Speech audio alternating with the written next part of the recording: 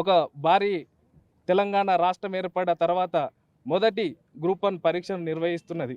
అది పారదర్శకంగా ఎలాంటి అవతవకలు జరగకుండా గత ప్రభుత్వం చూసిండ్రు. పేపర్ లీకేజ్ కానీ కొన్ని అనేకమైన తప్పిదాల వల్ల నిరుద్యోగుల ప్రాణాలను కూడా తీసుకోవడం జరిగింది.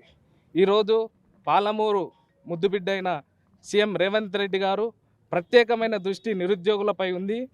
మేము కూడా అతనికి పాలమూరు నియోజకవర్గం పార్లమెంటుపై గెలిపించి అతనికి కానుకగా ఇవ్వాలని మేము అనుకుంటున్నాం.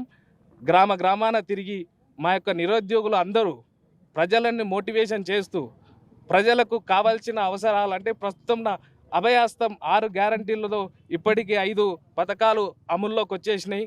ఇంకా 1, 2, 3 పథకాలు ఉన్నాయి. మాకు ఒక నమ్మకం ఏర్పడ్డది. కాంగ్రెస్ పార్టీ పూర్వ స్థాయిని లేదు. ప్రస్తుతం కాంగ్రెస్ పార్టీ యొక్క డిఎన్ఏనే సామాజిక కోణం ఉంది కనుక మేము ఆ కాంగ్రెస్ పార్టీ బలపరిచిన అభ్యర్థికి మద్దతు ఇవ్వాలనుకుంటున్నాం. వారి గెలుపు కొరకు మేము 24 గంటలు కృషి చేసి అతని గెలుపులో ప్రముఖ పాత్ర మేము వహిస్తే రేవంత్ రెడ్డి గారికి గిఫ్ట్గా ఇవ్వాలని అనుకున్నాం.